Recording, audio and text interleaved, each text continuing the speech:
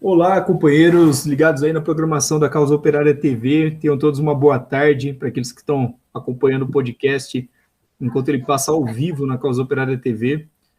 Gostaria de agradecer a todos aí os que estão escutando, e também aqueles que vão escutar depois aí o podcast. Esse podcast aí é um podcast muito especial, né? Porque marca aí uma derrota muito grande que os golpes de Estado na América Latina sofreram, que foi a eleição da Xiomara Castro, a mulher do Zelaya, em Honduras, né? O Manuel Zelaya, que foi o presidente que sofreu o golpe em 2009, o primeiro dessa onda de golpes na América Latina. Depois do Zelaya veio o golpe no Lugo, no Paraguai, no Peru teve uns 3 golpes, na Bolívia contra o Evo, aqui no Brasil contra a Dilma, não nessa ordem que eu estou falando, né? Eu fui falando os golpes que me vêm na cabeça, mas não em ordem cronológica. Mas esse foi o golpe de Estado, e agora, né, o golpe de Estado retrocede com um duro golpe, né, ou um contra-golpe, né, não sei como a gente poderia falar isso, um golpe contra o golpe, acho que é um contra-golpe, aí contra o imperialismo. Bom, antes de mais nada, né, queria aí agradecer, né, tem uma novidade aqui no podcast, que a gente vai começar a ler, né, demorou um pouquinho para fazer isso, mas nós vamos começar a ler os super stickers, os super chats aí que o pessoal tiver mandado na última transmissão, né? Então, se você quiser ter seu nominho lido aí, e o seu comentáriozinho, ou seu super sticker lido no próximo podcast, você pode nos enviar aí um super chat, um super sticker, ou se tornar membro do canal, né? Como fez nosso companheiro Daniel Pires de Queiroz, que se tornou membro prata aí. Muito obrigado, Daniel. E também a companheira Cecília Maria, que mandou aí um emotion piscando com um zoinho e dando um sorrisinho aí. Muito obrigado, companheira Cecília. Então, se você quiser ter seu nomezinho lido aí, só contribuir com a gente. Companheiros, gostaria também de pedir para vocês curtirem aí o vídeo, compartilharem esse vídeo, né? A Causa Operária TV está chegando aí nos 100 mil inscritos, finalmente. Faltam apenas 4.400 inscritos no canal para chegar nos 100 mil inscritos. Então, se inscreva, compartilhe aí, peça para seus companheiros, seus amigos se inscreverem, curta o vídeo, né, esse podcast, compartilhe e se inscreva também no nosso canal Internacionalismo, nosso canal sobre conteúdos internacionais, como o próprio nome já disse.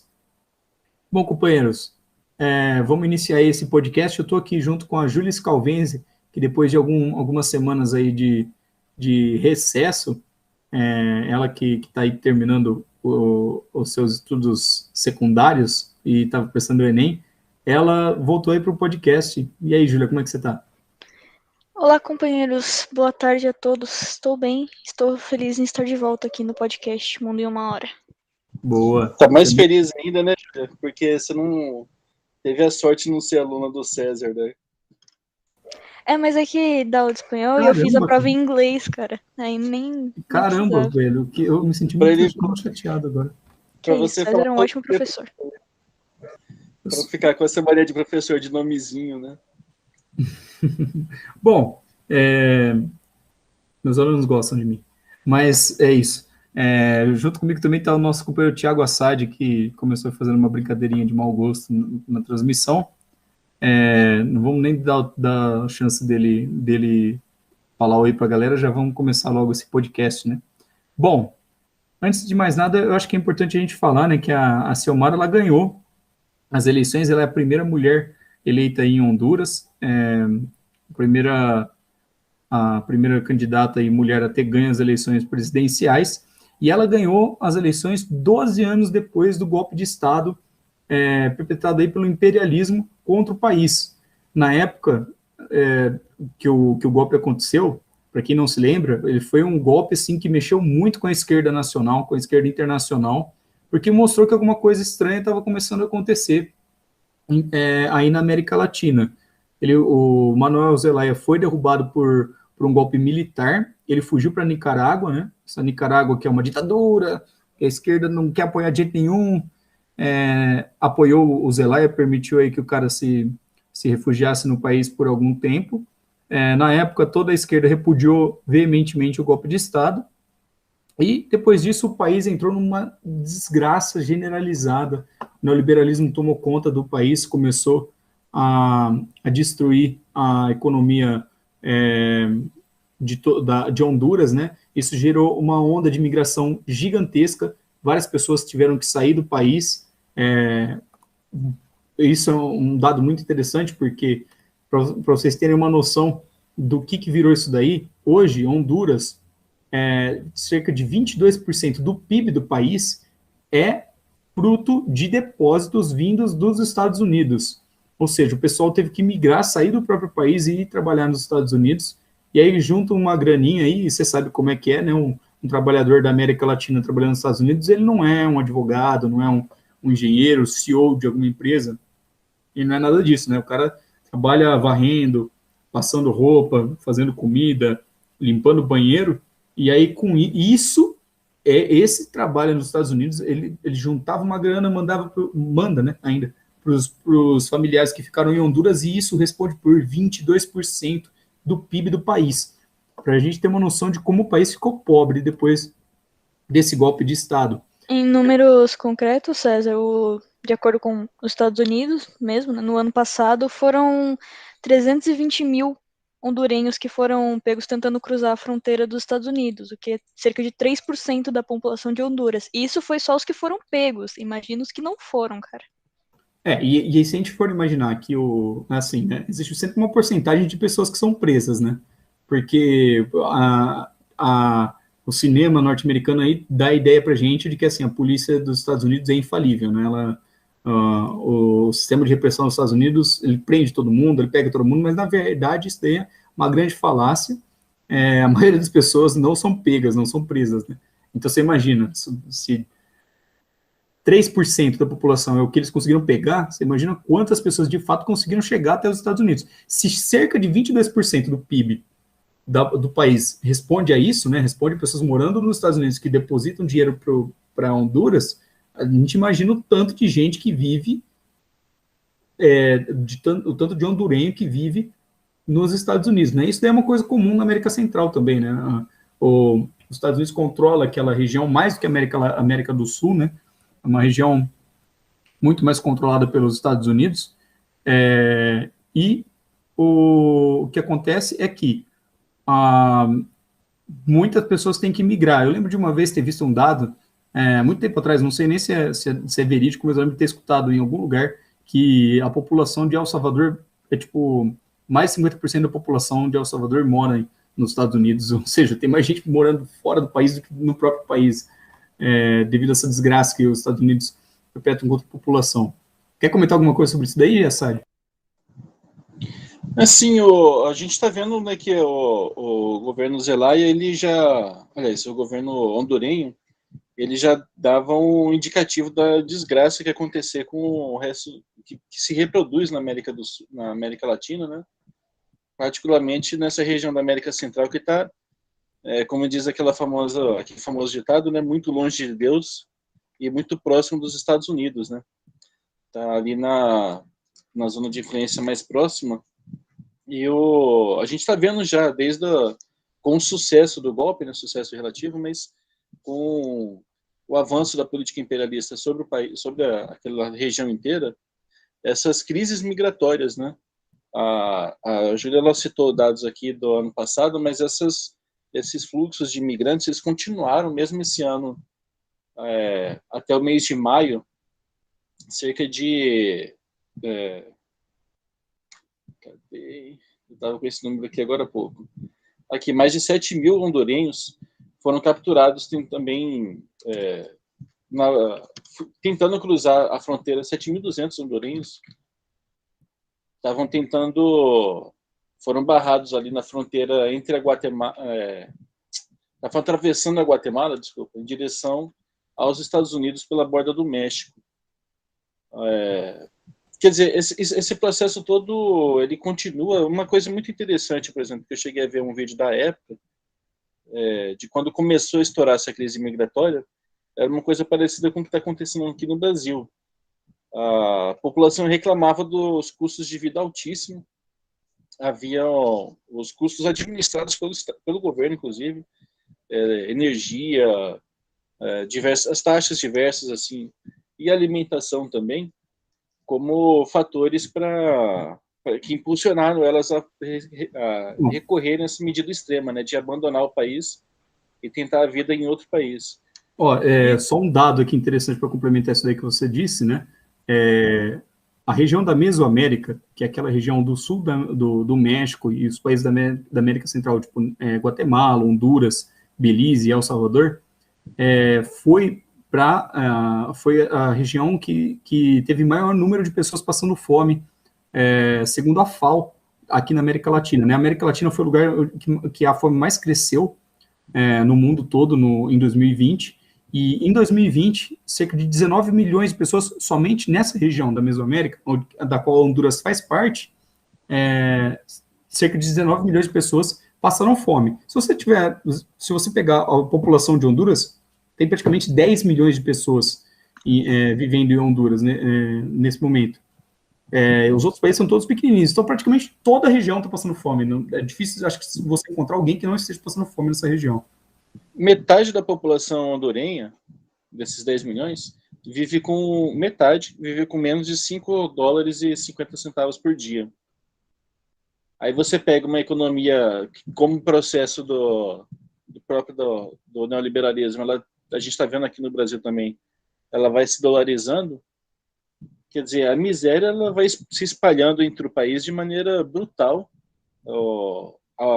Honduras ele é o segundo país mais pobre da América Central, só perde para o Haiti, que é aquela devastação generalizada, né? Quase um país reduzido a pó. Que o Haiti, desculpa, Sérgio, o Haiti é desgraça atrás de desgraça, né? Terremoto aí, assassinato do presidente, mais intervenção imperialista e outro terremoto aí. Negócio só, seja natural ou não, é só desgraça atrás de desgraça. E aí, consequentemente, se não fosse tudo isso, talvez Honduras estivesse em primeiro. A Honduras ainda sofre esse acréscimo, porque muitos desses fenômenos naturais também, terremotos, furacões ali que sacodem essa região do Mar do Caribe, acabam atingindo o país também. Mas a disputa ali é uma disputa bem acirrada ali, porque a crise, a violência do imperialismo, né, que provoca essa crise, ela é muito expressiva. Essas caravanas gigantescas aí de famílias, elas são, assim, o exemplo mais acabado, mas de um país que se destruiu, né? Mas você tem essa situação da fome, o país ele empobreceu de maneira muito expressiva desde o golpe, e tudo isso remete muito à uma frase do Biden sobre o Afeganistão, mas que vale muito para o país, para Honduras e para a América Latina de modo geral. Eles não dão golpe de Estado, não derrubam o presidente, não tocam terror nos países atrasados para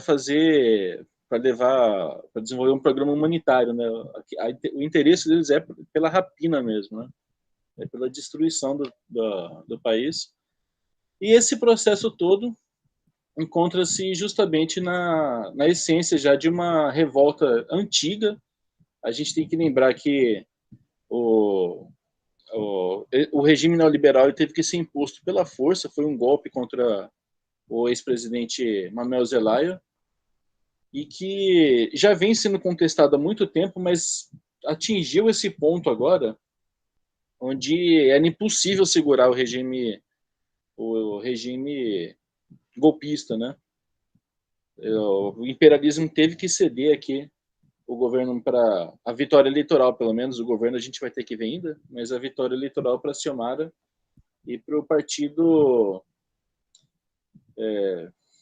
como que é mesmo do partido? Agora me fugiu a memória que eu tô com... Nossa, Libertar e Refundação. Liberdade e Refundação, também conhecido como Livre. Então, e aqui a gente tem essa situação toda, companheiros, mas uma coisa importante de a gente destacar, acho que o César até começou a contar, foi como a Nicarágua, que é muito atacada pela esquerda, ela apoiou muito o governo do Zelaya. Na época do golpe, o próprio Brasil, sobre o governo do Lula, teve um apoio muito importante também para prestar solidariedade ao governo Zelaya, né? O Brasil, naquele momento, ele transforma a embaixada dele num núcleo ali, ele não reconhece o governo, mobiliza os países aliados também ligados ao nacionalismo latino a não reconhecer também o governo golpista. Isso cria, na época, uma tensão entre os golpistas apoiados pelo imperialismo e o governo brasileiro. Havia umas situações envolvendo a embaixada também, que chegou a ficar sob cerco, a embaixada brasileira. Mas que deixa muito claro assim é que a população, depois de tanto sofrimento, acabou perdendo o esportivo aqui. Essa eleição agora ela foi muito expressiva, ela não fechou ainda, né? Mas ela já contou com quase 70% da população. Em Honduras, como em muitos países da América Latina, a participação é obrigatória, mas ainda assim nós estamos gravando esse programa no domingo, quase 70% da população já participou, e nós já temos aqui praticamente 84% das urnas apuradas, com a vitória aqui já anunciada, já reconhecida também, da Xiomara, com mais de 1.400.000 votos aqui, mostrando que a população ela está apoiando muito esse regime, né? Inclusive esse número ele consolida a Xiomara como a presidenta hondurenha mais votada da história, com mais votos no caso. Se eu não me engano, os presidentes, até o próprio Zelaya, não passaram aí de 1,2 milhão, nada assim, ela já está quase no 1,5. São muitas expectativas, né? A situação de desgraça que o golpe produziu, ele coloca esse novo governo dá muito respaldo, né? A gente vê que existe uma mobilização muito grande pela vitória da Xiomara, né? Desculpa. Mas o fato é que a população esteve na rua e obrigou o imperialismo a reconhecer a vitória da presidente aqui, representante do nacionalismo burguês. A gente lembra ainda que ela não é, o governo eleito aqui não é exatamente um representante do socialismo, né, do movimento operário genuíno, mas ele é um representante aqui de um enfrentamento contra o imperialismo, né, contra os interesses imperialistas que começaram, como o César nomeou aqui, o golpe de Estado lá, mas não parou lá, né? Uma coisa que a gente tem sempre que lembrar, um elemento concreto, né, de como a vitória do imperialismo em Honduras naquele momento teve repercussões muito negativas para o resto do continente, particularmente, no nosso caso aqui, no Brasil, né? Com certeza. Isso daí, né, eu acho que a gente já pode até entrar no tema das eleições, né? O que acontece? Em 2009, houve o golpe de Estado e o golpe de Estado gerou uma luta interna muito grande dentro do país, né? Dentro de Honduras. A população de Honduras lutou bravamente contra o golpe de Estado. Isso daí a gente não pode nunca, jamais esquecer, né? O pessoal... teve muita gente que foi torturada e morta logo após o golpe de Estado, né? O que o pessoal de Honduras chama de mártires, e que chega a quase 130 pessoas assassinadas pelas forças de repressão aí, por grupos de extermínio que o governo criou aí, que a extrema-direita criou no país para poder assegurar o poder da direita pró-imperialista, né? Só que o que é interessante de notar é o seguinte: antes do golpe de Estado acontecer, o Manuel Zelaya, ele, como a gente já disse também, ele não era um cara muito de esquerda, ele era meio direitista, assim, ele era um candidato até descrito como liberal. Após o golpe de Estado, ele colocou muita fé na Hillary Clinton, e nos Estados Unidos, ele acreditava que os Estados Unidos, em especial Hillary Clinton, fariam alguma coisa, colocariam um embargo contra os golpistas, alguma coisa assim, para proteger a democracia, né, em Honduras. Acontece que ele percebeu logo em seguida que os Estados Unidos eram os principais mandantes aí do crime, né? Não só os Estados Unidos, mas o imperialismo de conjunto deu esse golpe, mas os Estados Unidos eram os principais interessados no golpe de Estado de Honduras. Isso fez com que o próprio Zelaya evoluísse e os próprios trabalhadores em Honduras evoluíssem, né? E isso daí radicalizou muito a luta, né? Surgiram várias organizações aí de luta contra o golpe. Isso fez com que o partido do Zelaya, né, esse Liberdade e Refundação, fosse criado. Esse partido, segundo o próprio Zelaya, é um partido de fato de esquerda, é um partido que foi forjado na luta contra o golpe, ou seja, é um partido que é fruto dessa luta da população, da classe trabalhadora, do povo hondurenho contra o golpe de Estado, contra o imperialismo, né? E, enfim, se tornou aí o principal partido de esquerda de Honduras, algo que nunca havia existido. Segundo o próprio Manuel Zelaya, isso daí vocês podem conferir na excelente entrevista aí que o companheiro Eduardo Vasco fez com o Zelaya no ano passado. Essa entrevista está disponível aí na Causa Operária TV, eu indico para todo mundo assistir.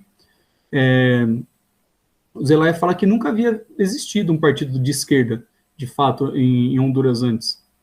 Isso daí passou a existir com o Partido Liberdade e Refundação, criado aí em 2011. Bom, esse partido participou de 2 eleições antes dessa. As 2 eleições foram fraudadas. As eleições foram fraudadas contra o partido. Claramente fraudadas, né? O Thiago Assad até pode comentar um pouco dessa fraude depois.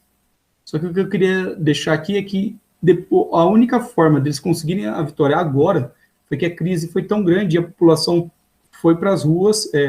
A candidatura foi uma candidatura de enfrentamento contra o imperialismo. Prometeram uma Assembleia Constituinte. A Xiomara prometeu acabar e lutar para acabar com todos os grupos de extermínio, todas as forças de repressão contra os trabalhadores aí em Honduras.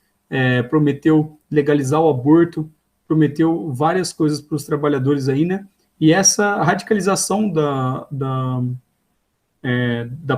candidatura fez com que um novo golpe, uma nova maracutaia aí nas eleições, como aconteceram nas 2 últimas, não acontecesse. Porque uma coisa é você dar um golpe, você mentir ali nos dados, falar que, não, ao invés do candidato que teve 55 ser o vencedor, ele aparece lá com 35 no resultado final, e outra pessoa que teve 20% aparece com 55 no resultado final.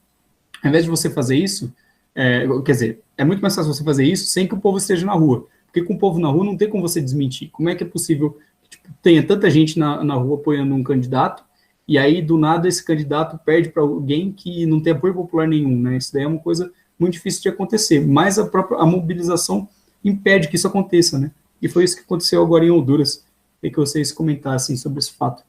Inclusive, nessa mesma entrevista que você citou, que o companheiro Vasco fez no ano passado, se eu não me engano, o Zelaya falou que depois do golpe ele entendeu e aprendeu que realmente só com a mobilização popular é que seria possível contornar esses golpes do imperialismo, resistir no caso, né? Só com a mobilização popular, falando a linguagem do povo e não servindo ao imperialismo, era possível realmente ter resultados como esse que a gente está vendo agora, da Xiomara. Mas sobre as fraudes anteriores, Assad. Aqui uma coisa só, antes da gente falar das fraudes, uma coisa só importante da gente lembrar, um problema em relação a elas, é que a razão alegada pela direita golpista para derrubar o Zelaya é que ele estava querendo fazer uma série de reformas constitucionais, inclusive autorizar a reeleição, uma coisa que até então era proibido em Honduras.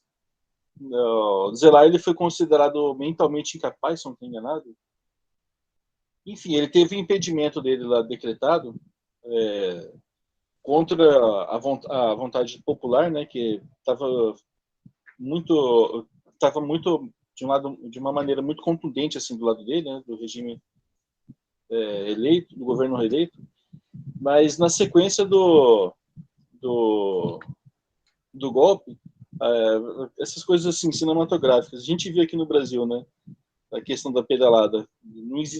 Do nada inventaram que existia pedalada, Dilma fez, ela é criminosa por causa disso. Aí na sequência o Temer toma posse e aí existe uma lei que permite as pedaladas. As coisas tendem a ser muito escrachadas na América Latina. E no caso de Honduras, desculpa, foi muito parecido com isso. O presidente Juan Orlando Hernández, ele foi colocado no comando do país pelo golpe de Estado. Os militares colocaram eles na chefia de Estado. E quando chega a eleição de 2015, ele já tenta a reeleição, ele consegue aprovar misteriosamente a reeleição e se reelege. E em 2017, de novo, ele vai para buscar uma nova eleição e houve denúncias, né, de que aconteceu uma coisa ali muito misteriosa, onde a oposição estava ganhando as eleições e aí de repente acabou a luz no país, acabou a energia lá do nada, um apagão.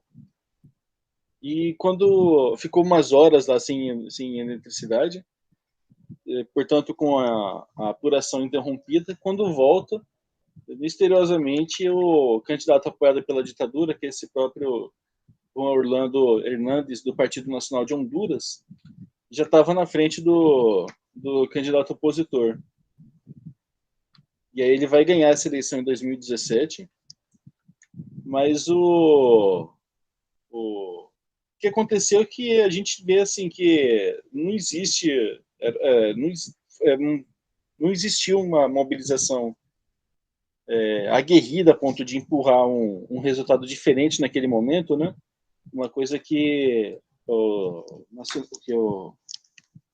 a oposição mesmo, o grupo ligado ao ex-presidente Zelaya, tentou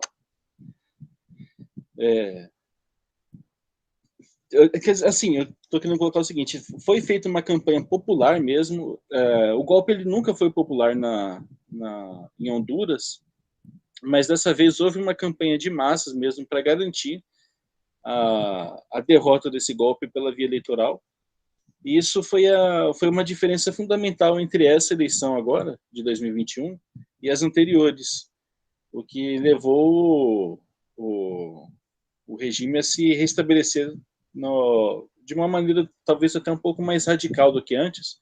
Como o César mesmo lembrou, o Manuel Zelaya ele começa com uma política muito mais direitista do que vinha sendo planejada mesmo para agora, mas contando com um apoio aqui de pequenos comerciantes, de uma pequena burguesia lá, que não queria além dos setores populares, a pequena burguesia também, que não queria o programa neoliberal no país, ele acaba se fortalecendo aqui politicamente com esse grupo que ele vai se deslocar também. Setores do campesinato hondurenho também, que é um país muito agrário, essa base social que vai garantir que o regime agora seja obrigado a aceitar, né, a vitória da esposa do Manuel Zelaya, a Xiomara. Mas acho que isso aqui é uma coisa que é muito importante para a gente ter em mente aqui também, né? Como a campanha a frio, ela permite certos tipos de manobra, inclusive manobras muito esquisitas, ao passo que uma campanha com a população na rua, ela tende a ser muito mais tende a colocar a população em mobilização e tornar difícil para os golpistas operações como essas que nitidamente aqui fraudam as eleições e, no caso da Venezuela, estou com Venezuela aqui na cabeça, no caso de Honduras, até de maneira muito caricata até, né? Muito própria da América Latina. Se quiser ter só umzinho, além da fraude eleitoral, só um exemplo de quem é esse Juan Orlando Hernández, o nome do atual presidente. Honduras é um dos únicos 15 países a reconhecer Taiwan como país. E você tiver o nível de capachismo do cara, se o cara já tem esse nível de política internacional, esse nível de capachismo relacionado ao imperialismo, de reconhecer Taiwan como um país, efetivamente, imagino que ele não faz com a própria população por aí, né? Só um exemplo. Então, eu li algumas matérias dizendo justamente que os Estados Unidos temem o novo governo em Honduras, né, da Xiomara, justamente por conta desse ponto, porque Honduras poderia romper com Taiwan e reconhecer a China como país. Honduras não reconhece. Reconhecer a China como país é foda, porque Honduras não reconhece que Taiwan faz parte da China, né? Então, reconhece Taiwan como país, né? Então, tipo assim, ao contrário, os Estados Unidos temem que Honduras se aproxime da China e rompa com Taiwan, né? Que, na verdade, é o caminho mais lógico, né? Por que você manteria relação com Taiwan, que é uma ilha, ao invés de você manter relações com um país gigantesco na Ásia, que é um dos países que mais compra matéria-prima no mundo, né? O que a América Latina hoje exporta, não tem sentido nenhum, né? Incrivelmente, se não me engano, Nicarágua também é um dos países que reconhece Taiwan, que manteve relações, mas eu acredito que isso daí se distanciou muito com o governo do Daniel Ortega, e há agora a possibilidade da criação do canal da Nicarágua, né? A própria China tem muito interesse na criação de um canal que ligue o Atlântico e o Pacífico ali na Nicarágua, mais ou menos parecido com o canal do Panamá, porque isso daí faria frente, primeiro, ao canal do Panamá, que é controlado pelo imperialismo, permitiria um fluxo aí de materiais muito grande, né, entre os países aí da América Central, os países ali do Caribe, alguns países até da América do Sul, como o próprio Brasil, né, e aí, tipo, também abriria uma rota aí para a China chegar à Europa, a alguns países africanos com maior facilidade. Isso daí desenvolveria muito a indústria da China, né? O país ganharia muito com o canal da Nicarágua que pudesse utilizar, né? Então, a Honduras, que é um país vizinho a Nicarágua aí, mantendo relações com a China, também seria um golpe muito duro para o imperialismo aqui na região, né? Então, acho que existe muito essa preocupação. Os Estados Unidos falavam até que, em uma das matérias que eu li para fazer a pesquisa aqui para o podcast, uma matéria anterior ao resultado das eleições, né, dizia que o clima ali era um clima de tensão total no país. Muita gente tinha estocado comida com medo de uma guerra civil, dependendo do resultado, né? O que demonstra que o imperialismo ficou com medo mesmo por contra a mobilização de tentar dar uma nova fazer uma nova fraude, né? Aí os Estados Unidos mobilizaram o Brian Nichols, que é um dos secretários de Estado dos Estados Unidos, né? Ele não é secretário de Estado, ele é secretário do hemisfério ocidental, das relações do hemisfério ocidental. Ele foi tomar conta aí das eleições em Honduras, né, para garantir que nada saísse muito do controle. Só que eles tiveram que entregar aí as eleições para permitir que a esposa do Zelaya, a Xiomara, vencesse as eleições, né, o que demonstra aí novamente a força da população, quando a população sai às ruas, né. Bom, pode falar. É que esse medo de uma guerra civil não era de todo infundado, porque tem uma parte também, as eleições de 2017 em Honduras foram extremamente violentas, oficialmente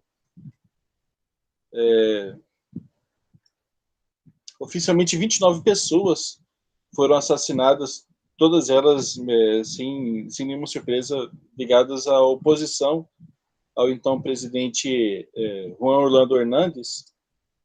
E isso repete uma outra situação muito comum, né, que a gente está vendo um paralelo muito comum aqui com o resto da América Latina, né? A direita no poder, ela, sem essa mobilização como a gente está vendo, elas tendem a ocupar o espaço que a esquerda deixa vazio nas ruas e se radicalizar de uma maneira muito expressiva, né? Naquele momento eles não tiveram nenhum problema em fraudar a eleição, em matar opositores, em matar gente assim. Só um detalhe a mais, porque o clima de polarização no país ele estava muito acentuado mesmo. Bom, então, existia bem essa possibilidade, né? E aí isso daí deixou o imperialismo contra a parede, ele teve que entregar o jogo, porque uma coisa é você entregar o jogo nas eleições, outra coisa é você ter uma insurreição ali em Honduras que levantasse o ânimo não só dos hondurenhos, mas levantasse o ânimo de todo mundo ali da América Central contra a presença imperialista na região, né? Seria um golpe ainda maior para o imperialismo. Bom. Alguma coisa só sobre Pode falar. Sobre esse presidente Hernández. Uma correção, na verdade, ele foi eleito em 2013, em 2015, aliás, foi quando foi aprovado a reeleição dele. A proposta de reeleição dele, inclusive, ela não passou por uma emenda constitucional nem nada, não foi da forma democrática como o Zelaya estava propondo, isso é importante destacar também, mas a burocracia judicial que determinou lá, tirou da cabeça que ele poderia se eleger, se candidatar de novo em 2017, e assim foi feito. A gente vê uma coisa sobre esse cara, ele é uma figura assim, muito esquisita. Em 2019 houve uma denúncia, inclusive, de que ele tinha recebido um apoio milionário daquele El Chapo, o traficante mexicano, e uma ampla rede de narcotraficantes também, apoiando o regime. Isso aqui é uma coisa muito lembrada também pelos hondurenhos que estavam fugindo do país naquelas caravanas, que outra coisa que é destacada por eles é como o país foi dominado por milícias que aterrorizavam a população. Essa é uma história que é recorrente naqueles grupos que estavam emigrando para os Estados Unidos, porque era um ataque cerrado mesmo. A população estava numa situação ali desesperadora em Honduras com o sucesso do golpe, e muitas evidências aqui apontam para as ligações desse ex-presidente agora, né, de Honduras, o Hernández, com o narcotráfico, com a lavagem de dinheiro, com tudo isso que o imperialismo diz que não tolera, e está tentando hoje, de maneira meio maluca, imputar também apontar assim, o dedo para falar Venezuela, Cuba, são países sustentados pelo tráfico, agora estão até aparecendo com o Lula, uma coisa para a gente ficar muito atento aqui, mas aquele que tem mais evidências de apoio com o narcotráfico, a exemplo do que acontece aqui na América do Sul, era justamente o governo apoiado pelo imperialismo, aqui, um apoio muito... ele era um apoio muito difícil de sustentar, era aquele típico... era quase uma espécie de Bolsonaro, assim, aquele bicho feio que você sabe que não presta, mas o imperialismo acabou tendo que recorrer a ele por não saber a quem entregar, não ter a quem entregar o país depois de ter derrubado o Zelaya e os nacionalistas, né? Mas acho que eu te fiz uma digressão aqui em que você estava falando, Cezão. Não, acho que é muito importante isso que você disse, porque essas milícias são justamente parte do que a Xiomara prometeu acabar, né? Lutar para acabar com essas milícias que tocaram terror na população no último período, né? Mas eu queria dizer também que é o seguinte, né? A Xiomara, ela fez toda essa campanha extremamente de esquerda aí, não chegou a ser uma campanha revolucionária e tal, mas foi uma campanha muito de esquerda, pautada na população, contra o imperialismo, só que agora dá alguns sinais de que pode dar uma capitulada, né? No Twitter dela, eu citei aí o secretário dos Estados Unidos, que foi lá, o Brian Nichols, que foi para Honduras ver a situação do país. A Xiomara já agradeceu as felicitações que ele deu, que ela foi eleita e tudo mais. Não que isso dê muito sinal de capitulação, mas uma coisa para a gente ficar um pouco esperto, né? Ela já começou a dizer que o governo será um governo de todos, de reconstrução, um governo de todos os setores. E também o próprio Manuel Zelaya, numa entrevista para a RT, disse que a Assembleia Constituinte parece que não é um projeto para agora, que por conta de algumas concessões que eles tiveram que fazer com a direita, conversaram com a direita no final das eleições para garantir a eleição, o projeto não parece não ser para agora. Eles vão seguir as leis da Constituição atual, vão seguir todas as regras, e que a Constituição é alguma coisa que vai ficar um pouco para o futuro, né? Que joga um pouco de água aí no chope da população, né? E detesta essa Constituição, detesta aí a ingerência imperialista sobre o país, desejava uma maior radicalização, mas que agora se vê um pouco frustrada, né? A gente precisa, vamos ter que analisar cuidadosamente para ver como que o governo vai se portar, né? Se a própria população não vai exigir que seja feita essa constituinte, né? Mas já demonstra um pouco de capitulação, né? Demonstra que o nacionalismo ele tem alguns limites que ele não consegue romper, justamente por ele ser muito atrelado à burguesia nacional do país, né? A burguesia ela não tem condições de fazer uma revolução, de ir até as últimas consequências, coisas que só a classe operária pode fazer. Se tratando do nacionalismo burguês, nem todos são flores, né? Não, eles mesmos não se auto-intitulam revolucionários nem nada. Começa primeiro dizendo, não, mas talvez a Constituição deixe para depois, aí depois assim, esse negócio de aborto nem tá tão na pauta assim, aí depois, mas quem sabe deixa uma milícia exterminadora aí, talvez deixa ela aí, vamos reconstruir, vamos desmilitarizar, que nem o pessoal fala para fazer com a polícia, né? Deixa só uma PM, né? Deixa só uma aí pra ficar arrancando o couro do povo, mesmo assim vai indo, né? Porque o necessário mesmo muito bem, a Xiomara ela foi eleita por meio da mobilização popular, teve pressão em cima dela, em cima do Zelaya também, e o ideal seria que essa mobilização, ela continuasse, né? A esquerda, ela continuasse incentivando a população a se mobilizar, essa população ela continuar se mobilizando de forma cada vez mais radical para não só exigir que o governo da Xiomara faça essas coisas, como também proteger o governo do próprio imperialismo.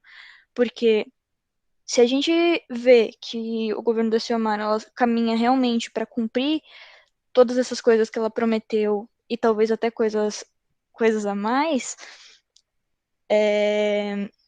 o imperialismo vai ir para cima, né? Não tem como evitar uma coisa dessas. A gente já viu aí que nem a questão de Taiwan que a gente estava falando antes, dos Estados Unidos estarem com medo de que Honduras simplesmente não apoie mais Taiwan como país. Então era necessário que toda essa mobilização continuasse e fosse ainda maior para a segurança da própria população. Só uma coisa, nesse ponto, a Honduras ela passa por um processo um pouco parecido com o do Chile, né? A Honduras já é um país, já teve que apelar aqui para uns expedientes assim brutalmente fraudulentos, né? Escandalosamente, melhor palavra, fraudulentos na eleição de 2017. Mas já há algum tempo o país vem sendo sacudido por mobilizações muito grandes. Já em 2019 você tinha grandes mobilizações de rua pedindo a renúncia desse Hernández, né, do presidente Hernández, desse golpista. Mesmo no meio da pandemia, no ano passado também, houveram muitas manifestações lá no país, reclamando o apoio do governo para que a população conseguisse enfrentar a pandemia e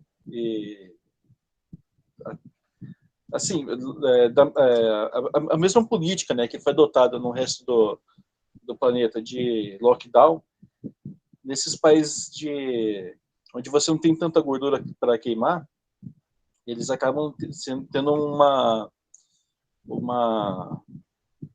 acabam desencadeando reações muito mais violentas, né?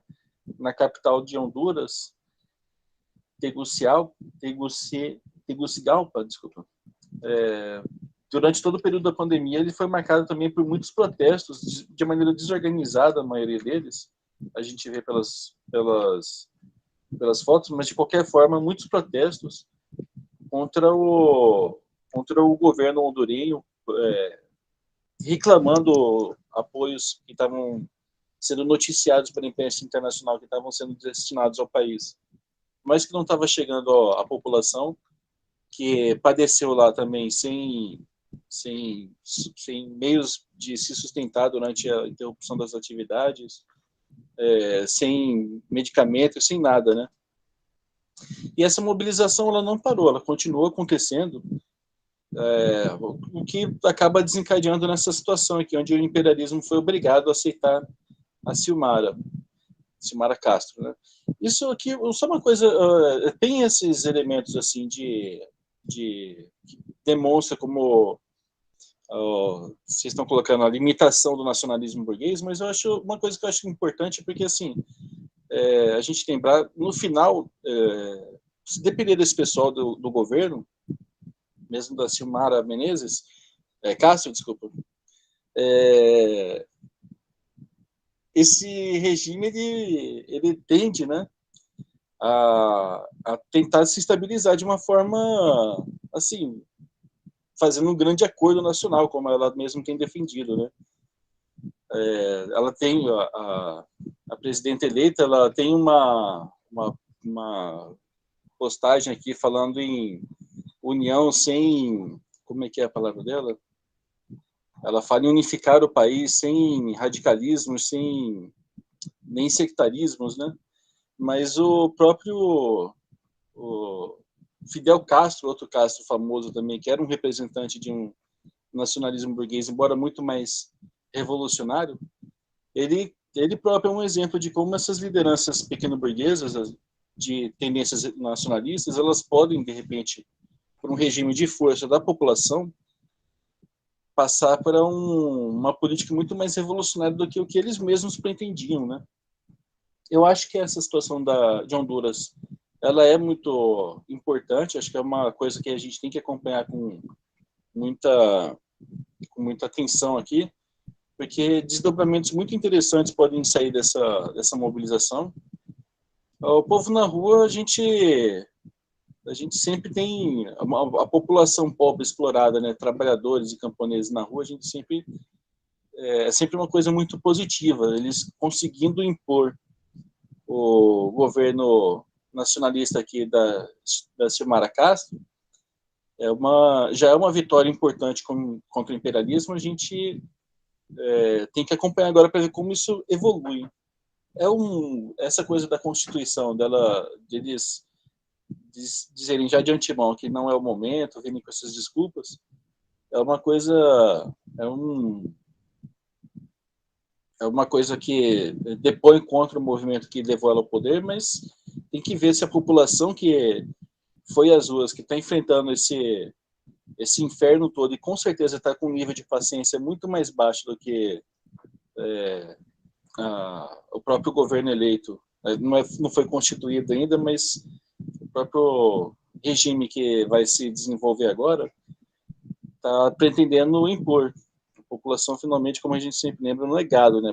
O pessoal tem seus interesses e passou por muitas coisas aí no último período, coisas muito violências e toda sorte aí de repressão e de dificuldades aí que tende a deixar o povo meio doido, né? O pessoal fica radicalizado mesmo, né?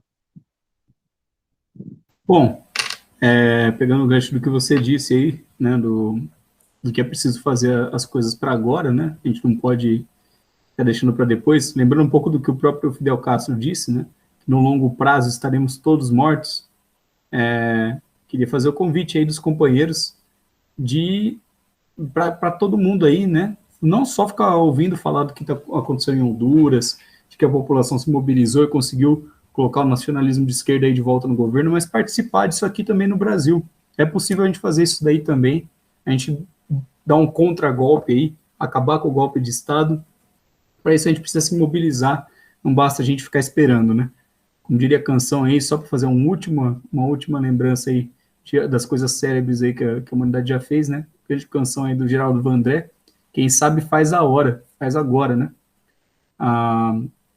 Então, gostaria de chamar todo mundo aí para ir na mobilização no ato do dia 12 de dezembro, que vai ser realizado aí no próximo domingo.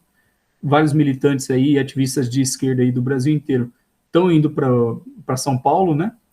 Várias caravanas, inclusive. Nós três vamos estar aí no ato, né? Eu vou estar no ato, o Thiago Assad vai estar no ato, a Júlia Scalvenzi vai estar no ato, né? Eu gostaria de chamar todo mundo aí para que a gente faça um grande ato aí, coloque de novo a mobilização nas ruas contra o governo Bolsonaro para colocar abaixo o golpe de Estado e por Lula presidente. Queria aproveitar, né? César, só um parênteses então, já para encerrar o assunto da mobilização. Se você por acaso é de outro estado, não tem condições de ir para São Paulo por si mesmo e tudo mais, procura um militante do PCO, procura alguém do seu estado, alguém do PCO do seu estado, porque a gente, como o César disse, a gente está fazendo as caravanas. Ainda é possível você se inscrever nessas caravanas para ir. Se você não tiver condições, a gente dá um jeito de te levar, porque é muito importante que todo mundo compareça a essa mobilização. Exatamente, né? E se você está escutando aí, quiser também contribuir, você não consegue ir para o ato, ou até consegue, vai para o ato, mas quer contribuir para que mais gente vá, né? Tem muitos trabalhadores, muitos estudantes aí, pessoal que não tem grana, não tem condição de ir para caravana, né? Lembrando que nós somos aí de um partido operário que busca construir a luta dos operários, não temos dinheiro, né? Para fazer tudo que a gente precisa e que a gente quer fazer. Então, a gente usa a contribuição sua, né? Contribuição de quem lê, de quem escuta a Rádio Casa Operária, quem assiste a CELTV. Então, companheiros, se vocês quiserem contribuir, contribuam com as caravanas, né? Para que a gente consiga ir. Aí eu queria até pedir para o Thiago aí falar o Pix dele aí, porque o Thiago está organizando duas caravanas aí que vão vir do Mato Grosso do Sul aqui para São Paulo. Você poderia falar aí, Thiago? Isso, companheiros. Quem quiser ajudar os companheiros indígenas e também companheiros estudantes aqui de Mato Grosso do Sul, uma parcela da população muito empobrecida também, como consequência disso tudo que estamos falando, vai ficar aí na descrição do vídeo, de qualquer forma, mas já adiantando aqui, o Pix CPF 008 882 181 17, né? O último número não é muito bom para nossa memória, mas vai ficar depois desse ato em defesa do companheiro Lula, né? 17 é também o ano da Revolução Russa, né? Então, não é um número tão ruim, né? Bom, também vou passar aqui, vou passar o meu Pix aqui para quem quiser ajudar a caravana de Araraquara, que a gente está montando para ir para São Paulo também. O meu telefone, mais 55 16 993 21 34 18, para conseguir ajudar. Vou também passar aqui os Pix aí de outros companheiros, né? O companheiro Matheus Vetter, que está organizando aí as caravanas de Santa Catarina, do Rio Grande do Sul e do Paraná, né? Todo o sul do país aí. Quem quiser ajudar, o número, acredito que o CPF dele é 071 248 66901. E deixa eu só terminar aqui e ver o último que me passaram aqui. O Pix dos companheiros do Rio de Janeiro, que também estão fazendo uma caravana, é um e-mail. O e-mail é pco.c... Desculpa, é Cefim, mas deixa eu ler de novo porque é com S. É pco.sefin.rj@gmail.com. Companheiros, acredito que seja isso, né? Contribuam aí com as caravanas, vamos aos atos, façam um esforço aí, Você quer falar mais alguma coisa, Assad? Sim, só reforçar o que foi colocado, César, que nós estamos, tem tudo a ver com esse tema, né, companheiros? A gente está vendo que a mobilização popular, ela é, de fato, a única força expressiva mesmo. Se deixar pelas tendências mais capituladoras aqui da esquerda pequeno-burguesa, o pessoal vai tentar empurrar aqui o Lula com o Alckmin, vai fazer todo tipo de loucura, vai desmobilizar, e isso é o que nós não podemos permitir. Aqueles que estão mais diretamente envolvidos, nós que estamos aqui acompanhando com apreensão a situação da Argentina e acompanhando com entusiasmo o desenvolvimento da situação de Honduras e também da Nicarágua, temos que ter muito claro aqui que essas evoluções positivas para a luta popular, elas se devem fundamentalmente à própria participação do povo nas ruas. Por isso, os companheiros que puderem contribuir, que quiserem participar também, e contamos com, acho que é importante fazer o convite aqui, para que nós tenhamos um ato gigantesco, maior ato possível aqui, com todos que estão ouvindo, participando, para fazer um ato grande mesmo, em defesa, para lançar com a população a candidatura do companheiro Lula, e já deixar claro que não vamos aceitar também, não aceitamos mais o regime do governo golpista de Bolsonaro, queremos o fim dele e queremos Lula já. Bom, companheiros, com isso vamos encerrando aí mais um Mundo em uma Hora. A gente volta na próxima semana, né? Queria só avisar a todos aí que essa semana também não vai ter os cursos da Universidade Marxista, justamente por conta da preparação dos atos que vão acontecer aí no próximo final de semana. Bom, é isso, companheiros. Até a próxima semana. Agradeço a todos. Até já.